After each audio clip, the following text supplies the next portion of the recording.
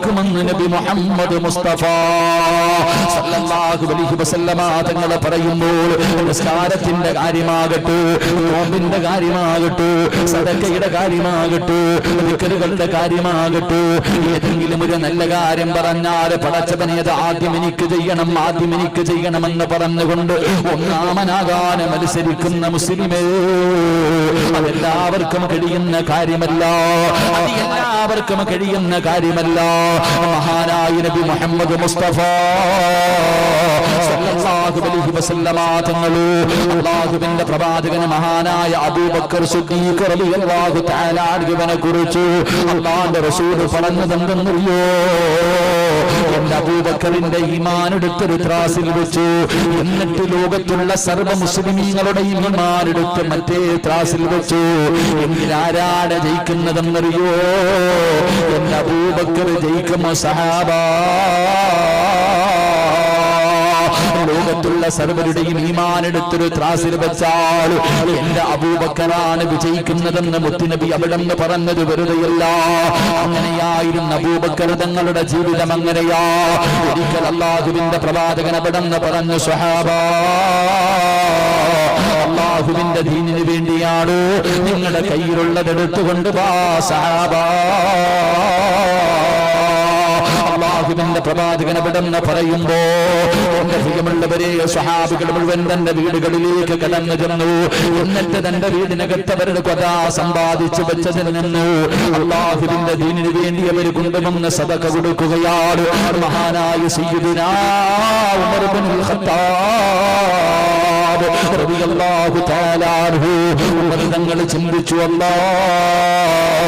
ഏത് കാര്യത്തിനും അബൂബക്കറാണ് മുന്നിൽ, ഏത് കാര്യം പറഞ്ഞാലും അബൂബക്കറാണ് ഒന്നാമനാകുന്നത്, അബൂബക്കറാണ്. പഠിച്ചവരെ, ഒരിക്കലെങ്കിലും എനിക്കും വിജയിക്കണമെന്ന് തമ്പുരാന്, ഒരിക്കലെങ്കിലും എനിക്ക് അബൂബക്കറിന് മുന്ന് പരാജയപ്പെടുത്തണമെന്ന് തമ്പുരാന്. മഹാനായ ഉമർ തങ്ങളുടെ മനസ്സിലേക്ക് ഒരു ചിന്ത കടന്നു വരികയാണ്. അതുകൊണ്ട് ചെയ്തതെന്തെന്നറിയോ? തന്റെ സമ്പാദ്യത്തിന്റെ നേർപകുതി എടുക്കുകയാ. തന്റെ സമ്പാദ്യത്തിന്റെ നേർപകുതി എടുത്തു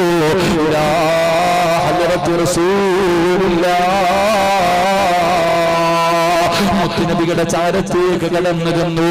അല്ലാഹുവിന്റെ റസൂലിന്റെ മുന്നിലേക്ക് കൊണ്ടുവച്ചു. പ്രവാചകൻ ചോദിക്കുന്നു, ഉമറേ, ഇനി എന്താണ് നിന്റെ വീട്ടിലുള്ളത്?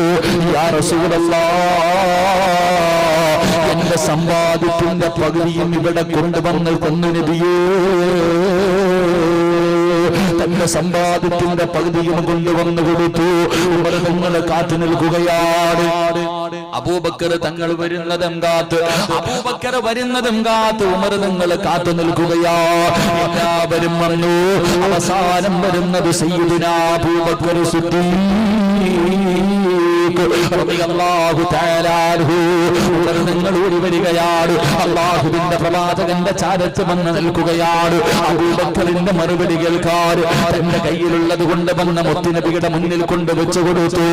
അല്ലാഹുവിന്റെ റസൂൽ ചോദിക്കുന്നു, അബൂബക്കറേ, ഇനി വീട്ടിലെന്ത് ബാക്കിയുണ്ട് അബൂബക്കറേ? അബൂബക്കർ റളിയല്ലാഹു തആല അൻഹു അവിടെന്ന് പറഞ്ഞു, യാ റസൂലല്ലാഹ്, അല്ലാഹുവും അവന്റെ പ്രവാചകനും ഉണ്ട് നബിയേ.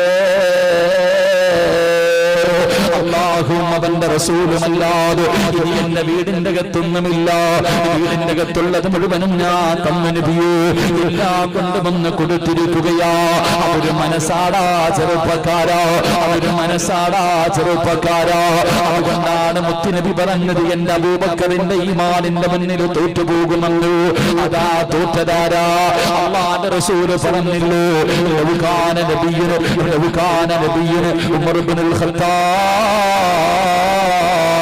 ലൗകാന ബഅദ നബിയ്യുന, എനിക്ക് ശേഷം ഒരു പ്രവാചകൻ ഉണ്ടാകുമായിരുന്നെങ്കിൽ അത് ഉമറാകുമായിരുന്നു എന്ന് മുത്തുനബി പോലും പറഞ്ഞ ആ ഉമർ ഇബ്നുൽ ഖത്താബ് തങ്ങൾ പോലും തോറ്റുപോയെങ്കിൽ എന്റെ പ്രിയമുള്ളവരെ, മത്സരിച്ചത് അതിനു വേണ്ടിയായിരുന്നടാ ചെറുപ്പക്കാരാ.